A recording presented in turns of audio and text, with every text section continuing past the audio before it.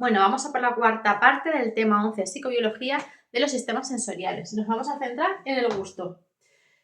¿Cuáles son las vías de comunicación del gusto? ¿Cómo se comunica el gusto? Bueno, pues a través de células receptoras especializadas y no neuronas, sino células receptoras especializadas.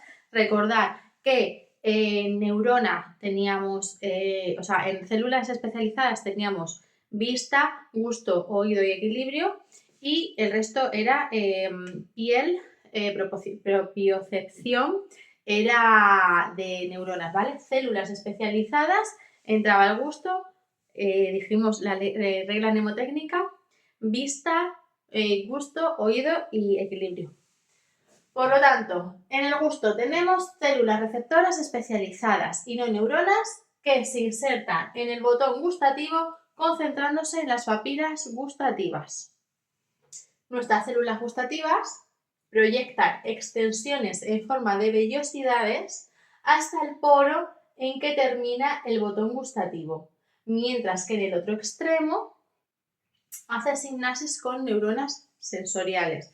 Nosotros en la lengua tenemos unas microvellosidades que son las que hacen que se transmita hasta el poro y entre hacia la papila gustativa y al final de ella haga sinapsis con neuronas sensoriales. Vamos a pasar a la transducción gustativa. ¿Recordáis lo que era la transducción? La transducción era simplemente el paso de una energía a electricidad, ¿vale? Entonces, los estímulos gustativos actúan sobre una membrana apical de células receptoras. ¿Qué hacen esas células receptoras? Bien activan receptores proteínicos o bien abren canales iónicos, que lo vamos a ver después. Esta interacción provoca una despolarización graduada. Recordar que la parte de abajo despolarizaba, que dijimos que era el gusto, el oído y el equilibrio, despolarizaba, la vista hiperpolarizaba. Entonces, esta interacción provoca una despolarización graduada. Recordad lo que significa graduado, ¿vale? Que no era la ley del todo nada. Debido a, bien, entrada y bloqueo, debido a entrada y bloqueo de calcio, entrada en zona basal de sodio y liberación de neurotransmisores mediadas por segundos mensajeros. Repetimos. Dentro del gusto tenemos unas vías de comunicación. Esas vías de comunicación son células receptoras especializadas y no neuronas que se insertan en el botón gustativo concentrándose en las papilas gustativas. Esas células gustativas proyectan extensiones en forma de vellosidades hasta el poro en que termina el botón gustativo, mientras que en el otro extremo hacen sinapsis con las neuronas sensoriales. Esa energía tenemos que traducirla ahora, ¿vale? En electricidad. ¿Cómo se hace? Pues esos estímulos gustativos actúan sobre la membrana apical de las células receptoras que o bien activan o bien abren. Activan receptores proteínicos o abren canales iónicos. Esta interacción provoca una despolarización, parte de abajo, ¿vale? Despolarización graduada y no de ley del todo o nada, que nos pueden poner despolarización de la ley del todo o nada. No, graduada. Debido a entrada de bloqueo de calcio, y no potasio ni sodio, calcio. Entrada en los exámenes entrada y bloqueo de potasio, calcio. Entrada y bloqueo de calcio. Entrada en la zona basal del sodio y liberación de neurotransmisores mediadas por segundos mensajeros. Bueno, nos vamos a centrar en los sabores. ¿Qué es necesario para percibir cada sabor? Porque claro, yo como un bocadillo de jamón y ¿qué es necesario para que yo perciba ese sabor a salado? O si me como un trozo de tarta, ¿qué es necesario que perciba para notar, o sea, qué es necesario que pase para que yo perciba ese sabor a dulce o amargo, ¿no? Bueno, pues lo vamos a ver. Para percibir los sabores es necesario, para el sabor salado, un cambio en los canales iónicos de sodio. No calcio, ni potasio, ni hidrógeno, sodio. Salado, sodio, SS. Volvemos a las reglas mnemotécnicas, ¿vale? S de sodio con S de salado, ¿vale? Sabor salado, cambio en canales iónicos de sodio. Para el sabor ácido, presencia de iones de hidrógeno. Presencia de iones de hidrógeno para ácido. Para el dulce, presencia de azúcares o edulcorantes como el aspartamo o el ciclamato.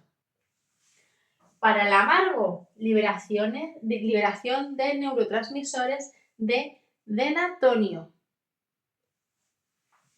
Repetimos.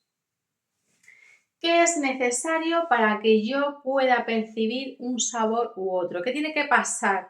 ¿Qué tiene que pasar en mis papilas gustativas, en mi boca, en mi lengua, para que yo perciba un sabor u otro? Porque yo puedo comer, ¿por qué no puedo percibir un sabor salado comiendo una tarta?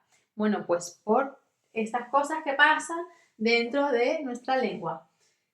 Para el salado tiene que haber un cambio en los canales iónicos de sodio, sodio salado. Para el ácido, presencia de iones de hidrógeno. Dulce, azúcar, presencia de azúcares edulcorantes como el aspartamo, el ciclamato.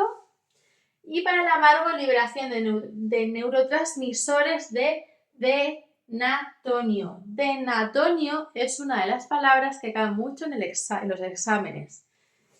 Caen todas, ¿vale? Pero le gusta, no sé por qué en especial, preguntar por el denatonio, quizás porque a lo mejor es una palabra un poquito más difícil de asimilar, pero suelen preguntar, ¿vale? Entonces quedaros muy claro el denatonio. Todos, pero en especial el denatonio. ¿Cómo funciona el circuito? O sea, ¿cómo una vez que nosotros nos comemos un trocito de tarta o un bocadillo de jamón, cómo va a funcionar ese circuito dentro de nuestro sistema? Bueno, pues empezamos por la lengua empieza a saborear, la boca, pasa la comida a través de la garganta, se originan fibras nerviosas, conectan con el tronco del encéfalo, ¿vale? Está aquí el tronco del encéfalo, sube al tálamo, a la ínsula operulofrontal y de ahí va a la zona orbitofrontal donde se codifica la valencia hedónica de lo agradable que es un sabor, si nos gusta o no nos gusta. ¿Qué pasa si nos lesionamos esa zona? Pues hay una agnosia gustativa. Somos incapaces de percibir un determinado sabor, lo que no significa que no podemos percibir otros. Puede ser el salado, puede ser el dulce, puedo no percibir el salado, pero sí el dulce, el amargo, ¿vale? Solamente pues uno o varios de ellos, pero no todos.